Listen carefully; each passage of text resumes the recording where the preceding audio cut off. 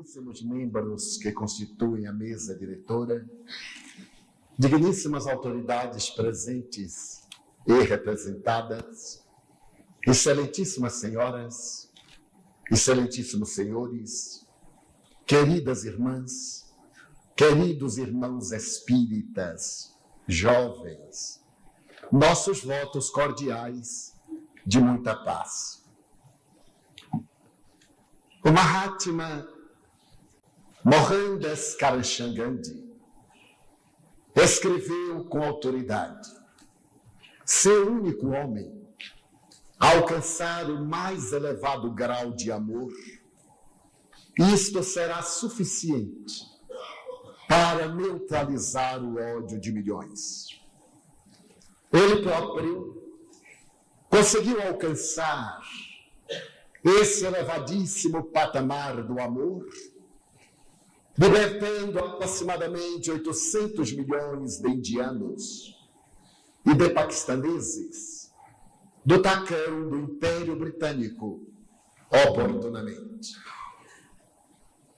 Para que nós possamos entender a grandeza da proposta de Mohandas Gandhi, antes dele, há 2000 anos quase, o incomparável amor não amado ofereceu-se em testemunho para que a humanidade de todos os tempos por vindouros pudesse caminhar em liberdade e experimentar a verdadeira plenitude e usufruir da felicidade.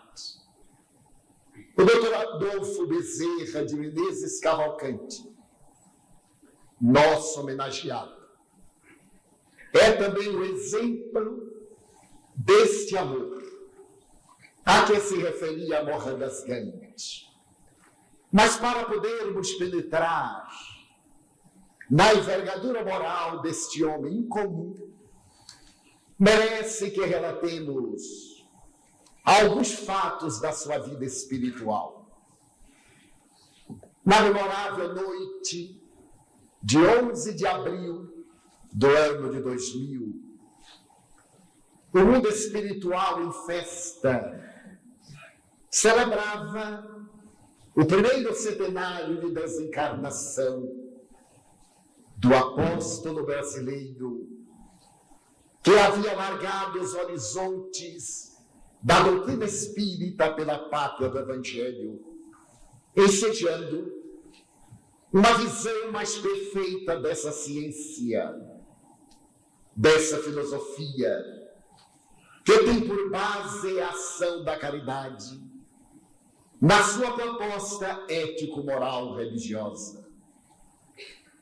A solenidade deveria ter lugar na atmosfera da cidade do Rio de Janeiro, onde ele mourejara por largos anos, atendendo aos vários ministérios a que se afeiçoara. As entidades venerandas que administram o destino da pátria brasileira haviam programado homenagear o insigne trabalhador pelos 100 anos ininterruptos de ação caridosa e iluminativa. Por isso mesmo, na esfera espiritual, em um admirável anfiteatro recordando as construções gregas, reuniam-se aproximadamente 5.000 convidados, entre desencarnados e encarnados, especialmente invitados para esse momento de alta relevância. O zimbório celeste salpicado de estrelas dava a visão sublime desse mundo de transcendência de onde viemos e para onde retornamos. A assembleia emocionada aguardava o momento em que deveria dar entrada ao apóstolo, cuja vida é o Evangelho de Feitos.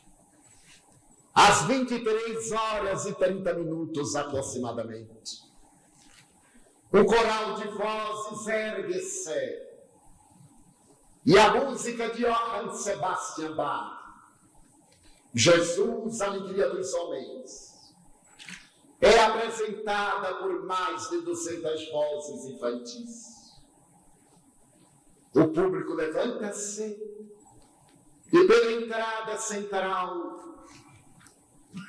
é trazido até a ampla mesa diretora das atividades, o venerável trabalhador de Jesus, acolhitado pelas duas esposas, alguns dos filhos e alguns daqueles apóstolos que no seu tempo exemplificaram a pulcritude da doutrina espírita.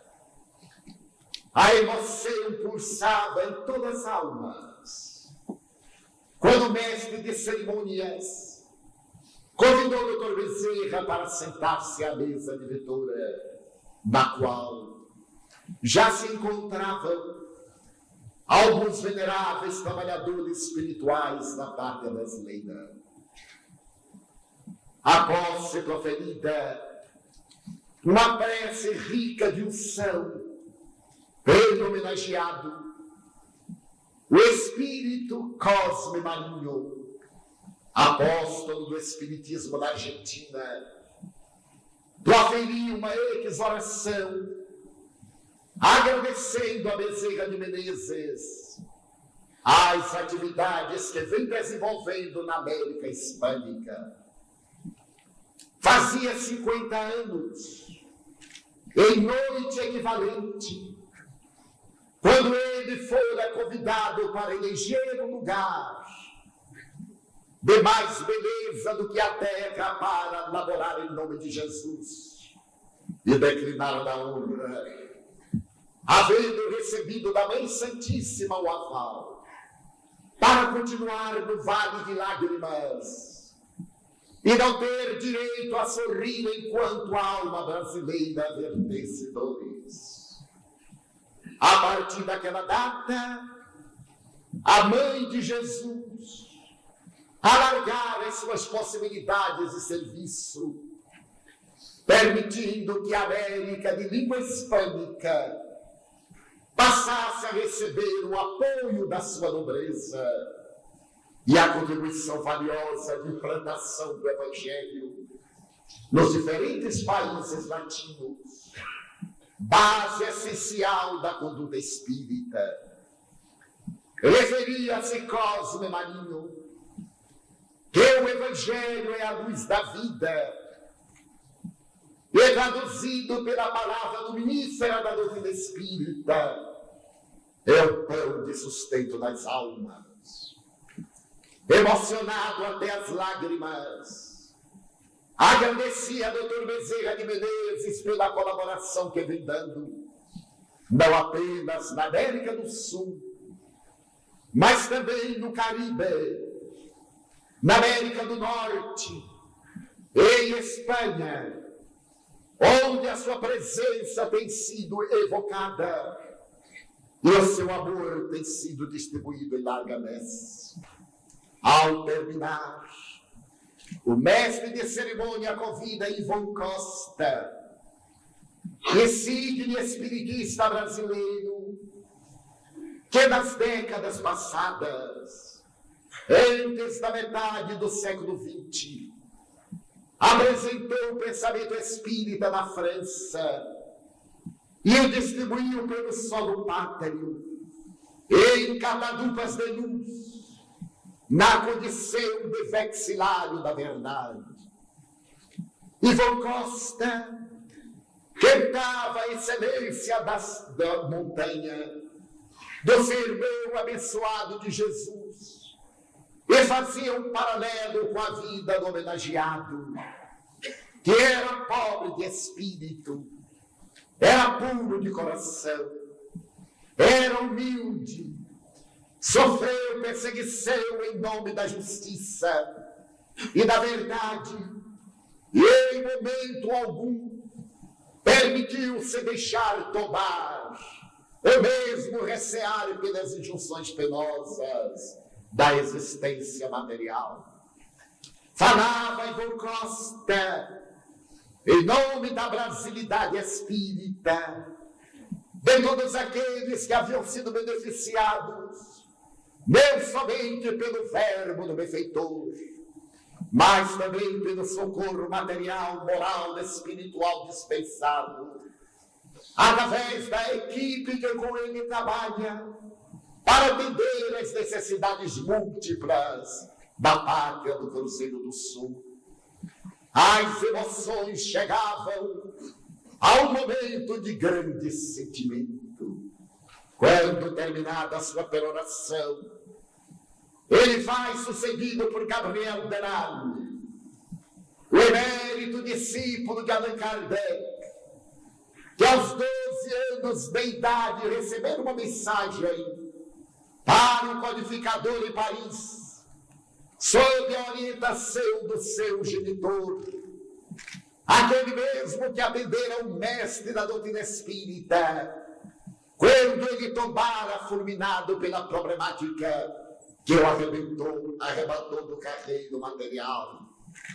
Gabriel Denali, que havia marcado os horizontes do espírito, trazendo as demonstrações científicas, falava em nome da comunidade espírita internacional, em nome do Conselho Espírita Internacional, agradecendo a Dr. Bezerra de Menezes pela sua colaboração nos diferentes países onde brasileiros instalaram o estudo do Evangelho no lar, e rogaram-lhe a proteção da Suécia, Austrália, da Alemanha, a Nova Zelândia, dos países eslavos, aqueles da latinidade. Asseverava Gabriel Denali que o amor dos brasileiros espíritas pelo trabalhador de Jesus havia de tal forma impregnado a própria alma, que nos diferentes países onde se encontram, ao erguerem o sublime altar da solidariedade, pedem a doutor Bezerra a interferência para que a doutrina se expanda, o que vem sendo conseguido. E ele, Gabriel Denali, havia sido convidado para interpretar o pensamento de gratidão de todas essas nações que ali se faziam representar para falar de reconhecimento e de amor. Ao terminar a sua monumental palestra, o auditório levanta-se quando Celina, a mensageira de Jesus, repetindo a experiência de há 50 anos, vem dizer-lhe que a Rainha dos Anjos, a Mãe Santíssima da Humanidade, oferecia Bezerra de Menezes à terra, para que ele pudesse semear a luz do Evangelho nesses dias tormentosos que abriam o terceiro milênio. A emoção chegava à culminância quando ele se levanta e, dominado pelas lágrimas, diz: mas eu não mereço. Eu sou apenas um mau servidor que se desincumbiu da tarefa que lhe foi confiada, sem haver acrescido nada além daquilo que lhe foi imposto. Nesse momento, quando ele silenciou as vozes infantis, entoaram Aleluia de Handel, da peça inolvidável do Messias. Pétalas de rosas luminosas e perfumadas caíam sobre a imensa assembleia, que, dominada de emoção especial, absorvia os fluidos que elas exalavam. enquanto que tocando nas criaturas ali espírito, penetravam-lhes as entranhas para se transformarem em força e valor, a fim de enfrentarem as vicissitudes do porvir, jornadeando pelos ásperos caminhos da evolução. Bezerra de Menezes estava liberado em tempo e em espaço para servir como verdadeiro apóstolo de Jesus dos tempos novos. Mas quem é esse notável trabalhador? Adolfo Bezerra de Menezes Cavalcante. A síntese é apresentada já quando disse: no entanto, podemos e devemos explicar alguns detalhes da sua existência luminífera. Quando mergulhou na indumentária carnal, no recuado dia 29 de agosto de 1831, na fazenda Santa Bárbara, próximo ao Riacho das Pedras, em Riacho do Sangue, hoje Jaguaretama, apagando a sua luminescência para desenvolver as atividades do Cristo redivivo entre a gente sofrida e assinalada pelas necessidades da evolução da amada terra de Iracema, o inovidável Ceará. Portador de uma inteligência incomum, ele vai realizar os seus estudos e tem na alma o anseio de estudar medicina para curar. Preparado que fora nas esferas espirituais, ele traz a saga dos heróis, a bandeira dos mártires e a glória dos apóstolos. Começa as suas atividades escolares, e mesmo quando a sua família transfere-se para Martins, no estado do Rio Grande do Norte, para diminuir a senha da perseguição política de que seu pai era vítima, o menino Adolfo revela e prossegue apresentando as características do homem de bem. Mais tarde, aos 19 anos, ele despede-se da família e viaja na direção da corte, onde deveria estudar medicina para atender aos objetivos do seu coração e aos anseios da sua mente privilegiada. As lutas eram aspérrimas. A família, que não lhe podia sustentar os anseios, sequer lhe ofereceu recursos para os primeiros dias na grande cidade do Rio de Janeiro. Para poder atender às necessidades imediatas e o curso, ele fez-se professor, pois que já tinha experiência de lecionar latim desde os 15 anos de idade.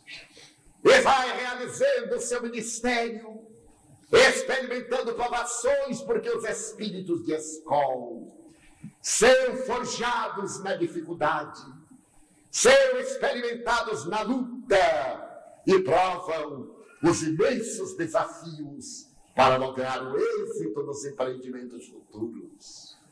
Mas certo dia, em que as necessidades eram talvez superlativas, confiando em Deus porque era católico, havia recebido do lar a disciplina da religião, a crença em Deus, na imortalidade da alma e nos dogmas que professava.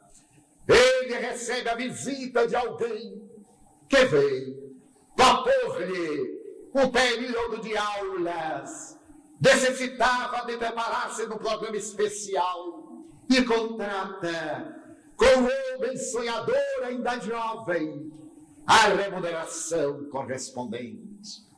Mas esse homem é de natureza especial, e diante do preço que é apresentado pelo futuro mestre, ele resolve pagar todas as aulas antecipadamente. Doutor Bezerra, com a sua pudicícia, escusa-se, mas ele insiste. E em face das necessidades que o aprisionavam na própria dor, ele aquece e com notas expressivas o futuro aluno deixa-lhe substancial importância que vai atender a sua despensa vazia e proporcionar os primeiros pagamentos e as dívidas que se acumulavam. Mas no dia seguinte não veio, nem depois, nem jamais, constituindo um verdadeiro enigma na vida desse apóstolo cuja intervenção da divindade far-se-á repetidas vezes de maneira enriquecedora, discreta e sublime.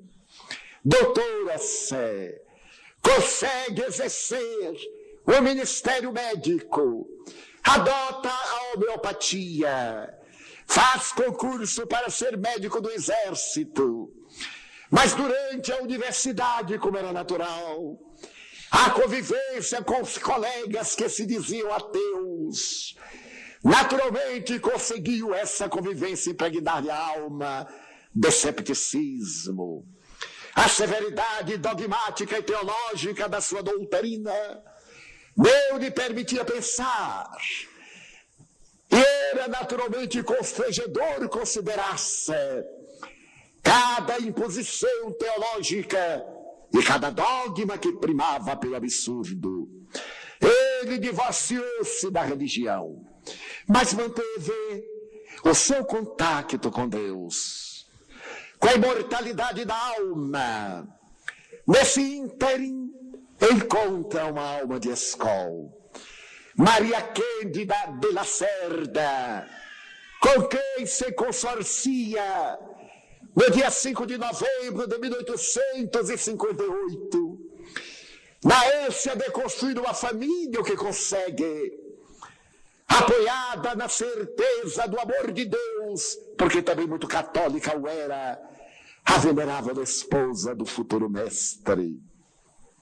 Mas a dor que a todos os espreita desenhava para o apóstolo os testemunhos seus quais o cristão não atinge a ressurreição gloriosa, porquanto as legítimas condecorações do cristão são as cicatrizes das feridas que ele ostenta na alma e deseja, para atender a instância da esposa e a solicitação dos amigos da freguesia do bairro de São Cristóvão, resolve optar pela política.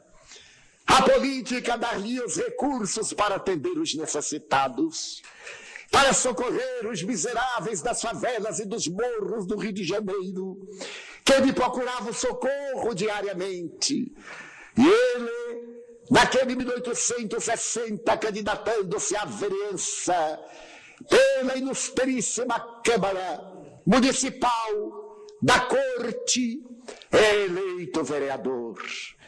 Inicia-se na arte e na ciência da política, que, segundo Aristóteles, o notável discípulo de Platão, é das mais graves, porque, para sentar-se nos ideais da liberdade humana, deve pugnar pelos direitos da democracia. Bezerra de Menezes revela-se um notável político probo, generoso, enérgico e bom, quando vai surpreendido pela desencarnação da esposa, a morte sorrateira e algo cruel arrebata-lhe a companheira dedicada, deixando 2 filhos varões, um de 3 e o outro de 1 ano. Ele escreverá mais tarde: somente o pensar na morte de um ser querido levava-me quase à blasfêmia mental, ao desespero, porque não podia entender a razão pela qual Deus nos roubaria a presença dos seres queridos. Mas era necessário que o fogo do sofrimento depurasse os metais da sua alma, para que ele pudesse enfrentar os pélagos vorazes que o futuro apresentaria a esse nauta conquistador do infinito. Posteriormente, ele consorcia-se com a irmã por parte de mãe da sua falecida esposa, Cândida Augusta de Lacerda. Essa moça será a companheira ideal que lhe dará 7 filhos, tornando seu lar encantador e risonho, pai excelente que sempre foi, esposo devotado e fiel. E ele vai desenhando a sua vida política com os altos e baixos compreensíveis da carreira dessa doutrina naqueles já recuados dias do Império. Foi eleito deputado e conseguiu ser presidente da Câmara Municipal da Corte do Rio de Janeiro. As lutas são as mais terríveis porque ele é liberal, faz parte do Partido Liberal e ergue a bandeira do abolicionismo. O homem não tem o direito de escravizar outro homem. Ninguém pode colocar a sua adaga de sujeição sobre o seu próximo. Será o pioneiro das leis trabalhistas do futuro, em favor das pessoas que irão trabalhar na intimidade doméstica. Graças ao eminente deputado federal Freitas Nobre, desencarnado, podemos ler fragmentos dos discursos do Dr. Bezerra de Menezes, na Igreja Câmara Municipal, como na Câmara dos Deputados.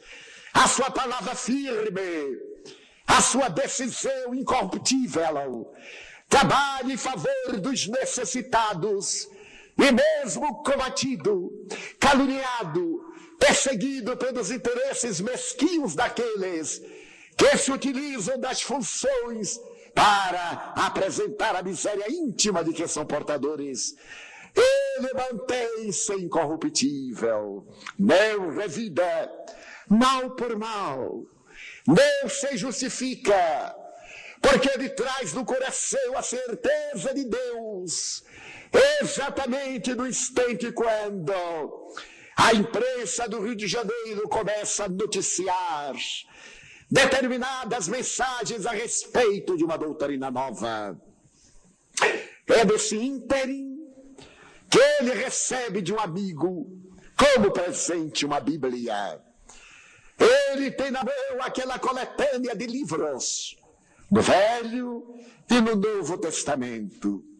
Embora houvesse sido católico por vários anos, nunca havia lido a história da tradição judaico-cristã. Ele adorava ler e escrever. E morando no bairro da Tijuca, a 1 hora de bonde do seu consultório no coração da cidade, ele começa a ler as anotações bíblicas e deslumbra-se, nem sempre concordando com todas elas.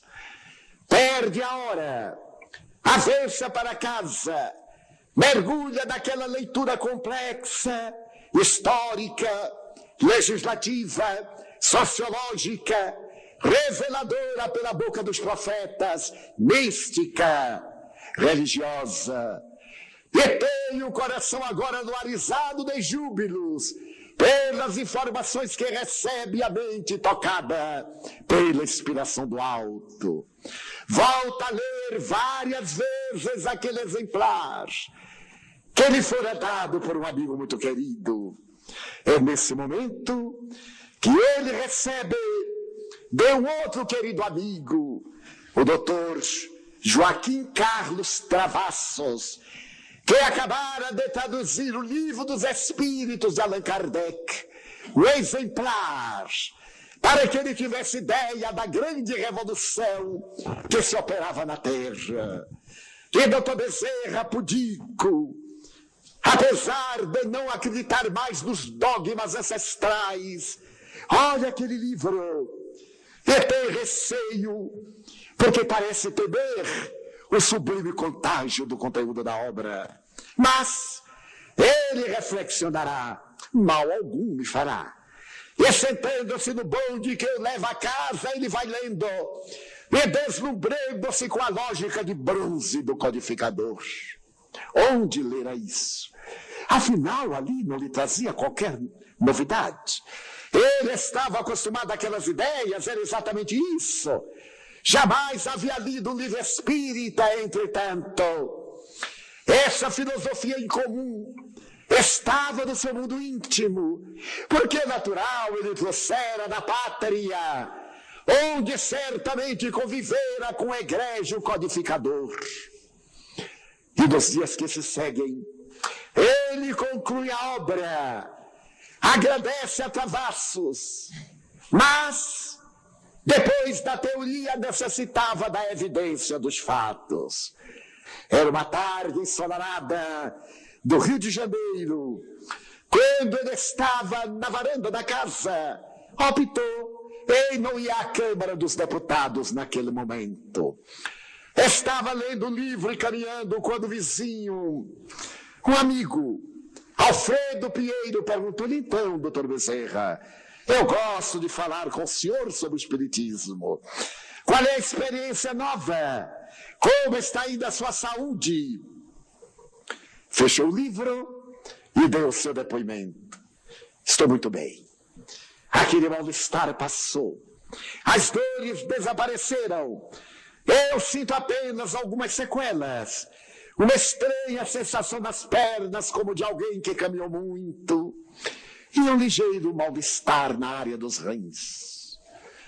Mas estou muito bem. À noite, chega o seu primo, que invariavelmente trazia os medicamentos homeopáticos gratuitos, mandados por João Gonçalves do Nascimento. Então traz agora uma folha de papel, na qual está escrito: ainda não está bom, meu amigo.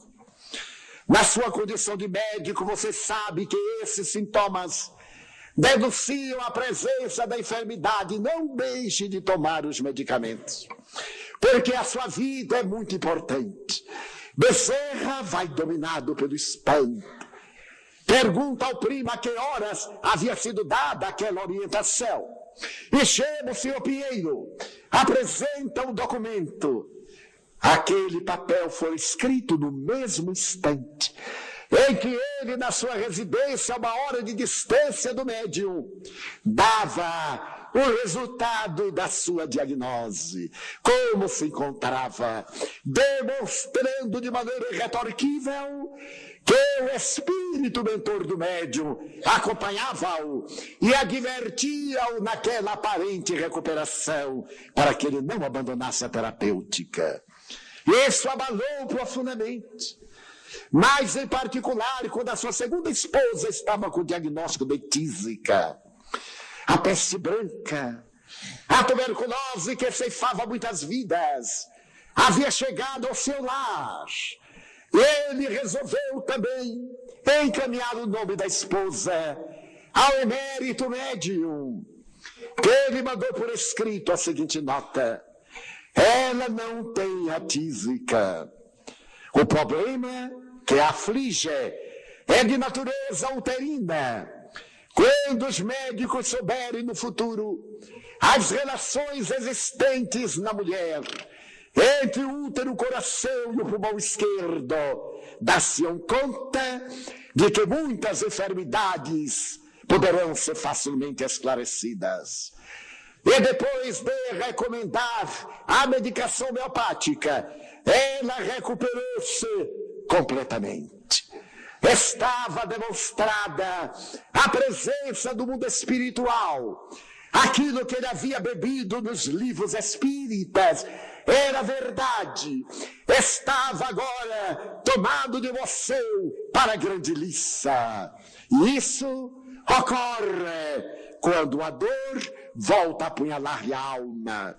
Certo dia, já no passado, ele chega à casa cansado, com as pernas inchadas, e depois de banhar-se, preparar-se para a refeição, ele vem tomar conhecimento que a sua menina, Nhanhã, está com febre, está passando mal. A querida filha. Nesse momento alguém bate à porta. Ele vai atender, é uma mãe aflita com lágrimas. Eu lhe peço em nome de Jesus, a minha filhinha está morrendo. Está com febre, doutor Bezerra. Falta-me o pão, o leio e o medicamento. E ele olha para a esposa, que desmesuradamente abre os olhos, a suplicar-lhe que não vá, porque a sua própria filha está também doente, não tem diagnóstico. Doutor Bezerra reflexiona e diz a Cândida Augusta: Jesus tomará conta dela. Eu irei visitar a outra filha. Sobe, desce morro. Chega à casa modesta. Atende a menina enferma. Receita. E deixa uma importância para que a genitora compre os medicamentos e algum alimento. E quando sai, a mulher agradecida diz-lhe: Deus lhe pague, doutor Bezerra, que Jesus cure também a sua filha. Ele lembra-se da filha querida. Chega a casa, silêncio mortal. Algo assalta. Terá ela quedado pior? Terá ela ficado mais gravemente enferma ou mesmo morrido? E corre na direção da alcova.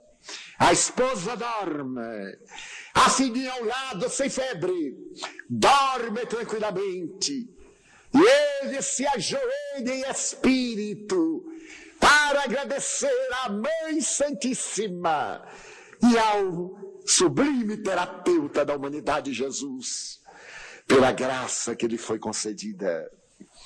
Bezerra de Menezes prossegue, e agora na sua condição de espírita, militante, porque no dia 16 de agosto, ele irá na Guarda Velha proferir o seu ato de fé, proclamar a sua consciência espírita naquele recuado 1886. 2.000 pessoas repletam o imenso salão. E ele faz uma defesa de fé comovedora. A teologia católica não atendeu às minhas necessidades. A teodiceia espírita fala-me de um Deus justo, nobre e bom. As pessoas comovem-se. E quando ele termina e o aplauso irrompe voluptuoso, ele tem lágrimas de gratidão a Deus. Era agora espírita militante. Ele que tanto gostava de escrever vai para a coluna de O País, um dos maiores jornais da época, com o pseudônimo de Max, para defender a doutrina espírita dos seus aguerridos adversários gratuitos. Agora, ele é presidente da Federação Espírita Brasileira, 1889. E um dia desce a escadaria e olha a porta de entrada, um homem de 45 anos aproximadamente. O semblante marcado pelo sofrimento. Os cabelos desgrenhados, a roupa suja, a face pálida. E ele percebe que aquele é um dos filhos do Calvário que vem à sua busca. O homem saúda-o e diz-lhe que deseja falar-lhe. Ele o leva a um canto e o homem lhe diz: tenho fome, estou febril, a minha família está doente, eu necessito de ajuda, doutor Bezerra, não tenho emprego. O apóstolo tem lágrimas nos olhos verdes. Procura algo nos bolsos. Não tem nada. Apenas a passagem de bonde. Olha a mão. Já não tinha um anel de grau. Ele houvera dado fazia dias a um outro que necessitava de sepultar a esposa e não tinha como. E tudo quanto ele tinha, ele deu. Leve-o. Compre o caixão. E aquilo que sobrar por acaso, converta em alimentos e paz. Então olhou para o homem e lembrou-se por certo de uma cena inesquecível dos dias apostólicos, quando Pedro e João, em Jerusalém, dirigem-se ao templo de Salomão, o necessitado distende-lhes a mão e grita: uma esmola em nome de Jeová. Os dois dizem: não temos prata nem ouro para te dar, mas o que temos, damos-te. Levanta-te e anda. E o paralítico ergueu-se e caminhou. E a partir dali, por onde iam os apóstolos de Jesus, as pessoas colocavam os seus enfermos para que a sombra deles, caindo sobre as suas deficiências, recuperasse-os.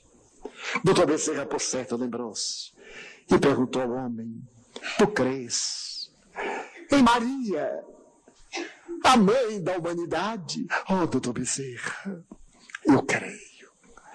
Tu crês que ela pode tudo? Creio, doutor Bezerra. Então deixa-me abraçar-te, em nome de Maria Santíssima, a quem eu peço que te diminua as dores.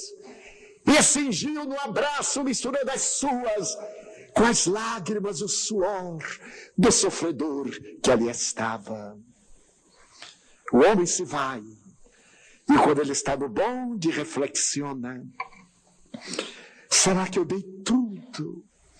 O que mais que eu poderia dar? Na semana seguinte, numa terça-feira, 8 dias após, ele termina a atividade na veneranda casa de Ismael. E quando desce a escada, encontra um homem com outro semblante. E o homem lhe pergunta: lembra-se de mim, doutor Bezerra? Sim. Eu fui aquele a quem o senhor abraçou. E pediu-me que, chegando em casa, fizesse o mesmo com a minha família. Eu fiz. E quero dizer ao senhor que a água que eu bebi parecia ter o sabor de um medicamento. Todos ficamos curados. Dormimos aquela noite nutridos pela água. E no dia seguinte eu tive uma ideia. Recorri a uma pessoa, contei o meu problema. A pessoa deu-me um emprego. E agora, honrado e trabalhando, eu posso tentar os meus. Que Maria Santíssima o abençoe. Doutor Bezerra tem lágrimas nos olhos. 50 anos depois, mais ou menos, dessa ocorrência, uma mulher portadora de tuberculose vai a Pedro Leopoldo e pede ao apóstolo da mediunidade, Chico Xavier, para que recorra ao espírito Bezerra de Menezes, pedindo-lhe um remédio para ter atenuadas as suas dores. O médium promete lhe fazê-lo na reunião da noite e solicita-lhe a presença. Ao terminar as atividades de intercâmbio, ele dá-lhe uma folha de papel de jornal, na qual está anotado o nome de um medicamento para o seu mal. A mulher toma e diz: ai, Chico, pobre de mim, como comprar esse remédio, se eu sequer tenho dinheiro para comprar o pão? E o doutor Bezerra, que presenciava aquele diálogo, diz ao venerando médium: pede-lhe para que corte o papel em 30 pedacinhos e cada dia sorva-o com um pouco de água, pedindo a proteção de Maria Santíssima, e o resultado será o mesmo. Chico transmitiu à mulher a mensagem recebida e mais tarde constatou que as energias de que estavam impregnadas a folha, a presença amorável do benfeitor, haviam recuperado a paciente, que no futuro ficou radicalmente curada. Repetia-se agora, através do mundo espiritual, aquilo que havia acontecido com ele quando estava mergulhado na indumentária carnal. Esse apóstolo do bem tem uma vida assinalada pelas mais belas páginas da solidariedade, da caridade, do amor. Contar-me um dia, Chico Xavier, para que eu tivesse a dimensão da sua grandeza. Nas reuniões em Pedro Leopoldo, às quais acorriam centenas de pessoas de diferentes cidades e de alguns países latino-americanos, havia aquela bulha, os desesperados espirituais, os afligidos, e de repente alguém dizia: está chegando Emmanuel, e o silêncio fazia-se, para que o mentor do médium, em adentrando-se na escola, hospital, na oficina de bênçãos, recebesse toda a homenagem à sua vida disciplinada. E logo depois alguém dizia: está chegando o doutor Bezerra. Era uma loucura. Saiu correndo: doutor Bezerra, tem um filho doente, doutor Bezerra, e ele: calma, calma, calma, até chegar à mesa dos trabalhos, atravessando a sala. Demorava um largo período que Emmanuel conseguia vencer em poucos segundos. Mas o grande apóstolo tem a sua tarefa agora em fase de conclusão. E a nasarca toma-lhe do organismo, as pernas ficam inchadas, ele também, uma hemiplegia detém-no no leito por 4 meses. Não fala, não se move, é ajudado nos movimentos por mãos amigas, escasseia o alimento na despensa, que oportunamente foi repletada por pessoa desconhecida, mas a fila dos que o vão visitar, cada um traz uma côdea de amor, uma moeda que deixa alguém sob o travesseiro, uma cédula, para que a família não padecesse em junção das necessidades além da pobreza dignificada. Ele tem lágrimas, agradece com sorrisos, deixa-se conduzir pela terapia mediúnica, recebe passes, e no dia 11 de abril de 1900, mais ou menos às 10h30 da manhã, ele percebe que vai morrer.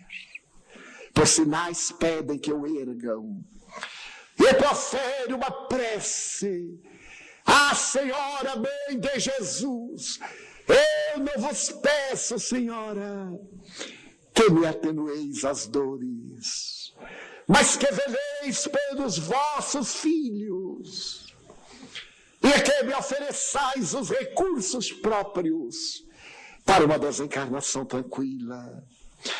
As palavras, com muita dificuldade, saem dos lábios, quase ininteligíveis, mas um coro de vozes aguarda o herói depois da batalha. Ele desencarna e vai levado de imediato para as esferas superiores. Carinhosamente recebido, ele desperta naquela mesma noite de 11 de abril. Celina está ao seu lado, a mensageira de Maria, a quem ele amava, e que se apresentava como uma jovem de 16 para 17 anos, irisada de luzes. Seja bem-vindo, de retorno ao grande lar. Celina, minha filha, a esposa, a primeira, ali está emocionada. Os 4 filhos que desencarnaram. E ele ouve vozes, ele escuta cânticos e pergunta: Celina, minha filha, o que é isto? Venha, doutor Bezerra, ergue-o do leito. Ele cambaleia numa atmosfera diferente, equilibra-se, e ela o conduz até a sacada da janela que dá para uma praça imensa de jardins de rosas. Milhares de espíritos ali estão, entoando hino de louvor e de gratidão a Deus por Dr. Bezerra de Menezes, que acaba de chegar à pátria. Quem são? Por que estão assim? Doutor Bezerra, são as mães cujos filhos se socorreu na terra. São os cônjuges, aquele o seu atendeu o apelo, auxiliando aqueles parceiros que ficaram. São todos os beneficiários do seu inefável amor. A multidão então canta o hino de exaltação, de gratidão e de alegria pela vitória do apóstolo. Enquanto uma mão luminosa escreve naquele céu salpicado de estrelas: Ave Cristo. Os que vão viver a vida eterna homenageiam-te e saúdam-te. No dia seguinte, 12 de abril, na sede da Federação Espírita Brasileira, quando se celebrava a última ceia do Senhor, o médium Frederico Pereira da Silva Júnior, o admirável médium de Ismael, entra em transe e Bezerra de Menezes vem agradecer aos seus irmãos de jornada e pedir à Senhora dos Anjos para que os abençoe, para que lhes dê forças nos combates reídos da própria evolução. Doutor Bezerra de Menezes, o homem amor, contou-me Chico Xavier que certo dia ele lhe houvera dado uma frase para meditar: quando a caridade é muito discutida, o socorro chega tarde. A caridade tem que ser espontânea, imediata. Ele, ilustrando a sua tese, referiu-se a 2 damas russas que foram ao espetáculo do Teatro Bolshoi e se comoveram com uma peça que era apresentada. Nevava. Quando saíram e se acercavam da carruagem, viram do lado de fora, no mármore, próximo à bilheteria, o homem caído que gritava de frio. Uma delas, ainda comovida com a obra de Boris Godunov, retirou o casaco de mink e ia colocá-lo, quando a outra lhe disse: não faça isto. É um casaco muito caro, você vai perdê-lo, não servirá de nada se não aquecer. Quando chegarmos em casa, mandaremos agasalhos próprios para este infeliz. Ela deteve o gesto e concordou. Entraram na carruagem, chegaram ao palacete. Foram servir-se de um chá tépido, de algum lancha, e olvidaram-se do miserável na neve. Pela manhã, a generosa que teve o impulso lembrou-se, chamou um lacaio, deu-lhe cobertores, agasalhos e mandou que levasse ao homem que havia morrido naquela madrugada enregelada. Quando a caridade é muito discutida, o socorro chega tarde. A caridade em Bezerra de Menezes, como em Jesus, era esse gesto espontâneo, imediato, com o perdão das ofensas, indulgência para todos os erros, como responde os espíritos Allan Kardec, quando ele interroga o que era a caridade no conceito de Jesus, evocando nesta casa das leis a veneranda figura do político e homem de bem, do médico sacerdote e do sacerdote espírita do amor, Dr. Adolfo Bezerra de Menezes Cavalcante. A ele pedimos que ore pelo Brasil, que suplique a Mãe Santíssima de Jesus, que interceda junto a seu Filho pela pátria brasileira. Vive a terra o seu momento clímax do processo de transição do mundo de provas e de expiações para o mundo de regeneração.